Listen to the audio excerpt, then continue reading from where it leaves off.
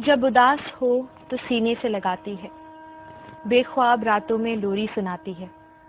तुम्हारा सुख ही उसकी पूंजी, तुम्हारी खुशी ही उनका हासिल। तुमको सुलाकर ही खुद सोती है, कविताएं कुछ और नहीं माँ जैसी होती है। काव्य संध्या में आपका स्वागत है।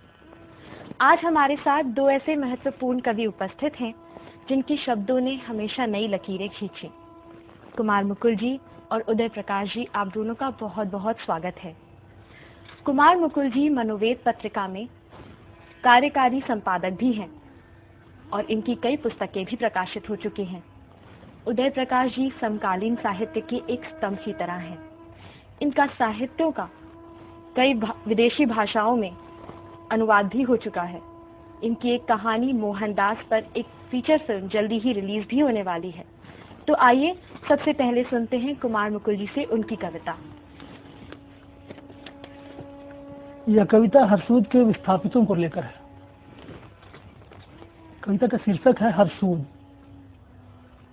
अपनी ही नींव खोद रहे हैं वो, अपनी ही नींव खोद रहे हैं वो, और उसमें जमे अंधेरे को ढोकर ले जा रहे हैं ट्रैक्टर ट्रालियों पर। इस अंधेरे को लेकर कहीं भी जा सकते हैं वो, सिवा अदालत के दरवाजों के।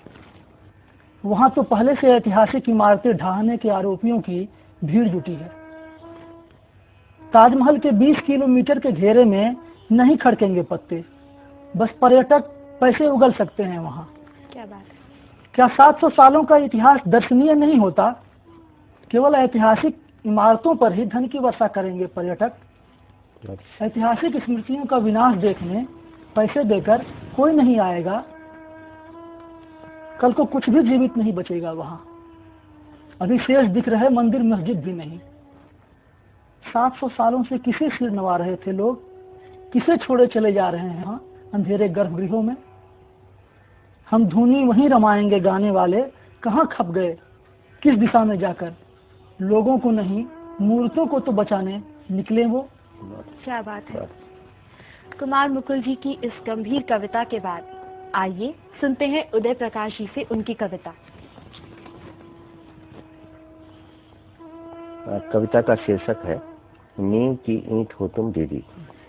यह कविता जो छोटे शहरों या गांव से रोजगार की तलाश में लोग आ जाते हैं, नौजवान दिल्ली या दूसरे महानगरों में, और अपने परिवार को खो देते हैं। ये अपनी बहन की स्मृति में लिखी गई एक कविता है। पीपल होती तुम पीपल दीदी पिछवाड़े का, तो तुम्हारी खूब घनी हरी टहनियों में हारिल हम बसेरा लेते। हारिल होते हैं हमारी तरह ही, घोंसले नहीं बनाते कहीं, बसते नहीं कभी, दूर पहाड़ों से आते हैं, दूर जंगलों को उड़ जाते हैं। पीपल की छां तुम्हारी तरह ही ठंडी होती है दोपहर। ढिबरी थी दीदी तुम हमारे बचपन की, अचार का तलछट तेल अपनी कपास की बाती में सोख कर तुम जलती रहीं। हमने सीखे थे पहले पहल अक्षर और अनुभवों से भरे किस्से, तुम्हारी उजली सांस के स्पर्श में जलती रहीं तुम।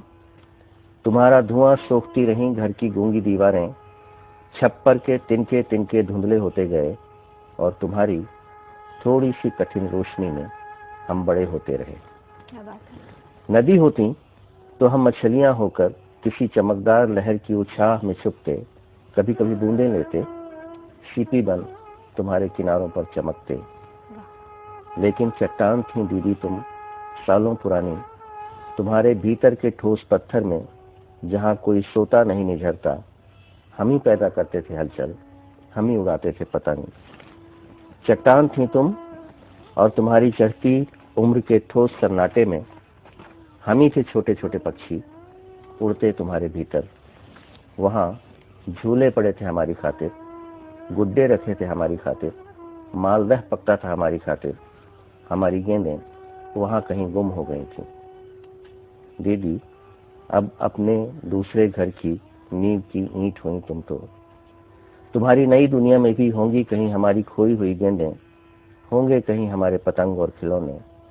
अब तो ढिबरी हुई तुम नए आंगन की, कोई और बचपन चीनता होगा पहले पहल अक्षर, सुनता होगा किससे और यूं दुनिया को धीरे धीरे समझता होगा।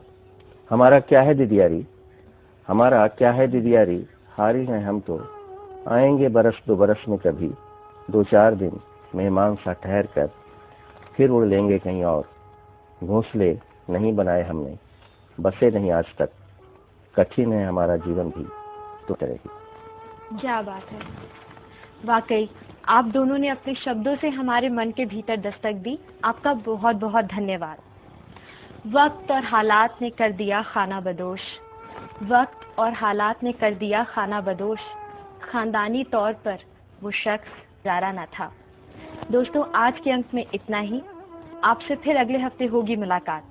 तब तक के लिए पूरी टीम को दीजिए अनुमति। नमस्कार।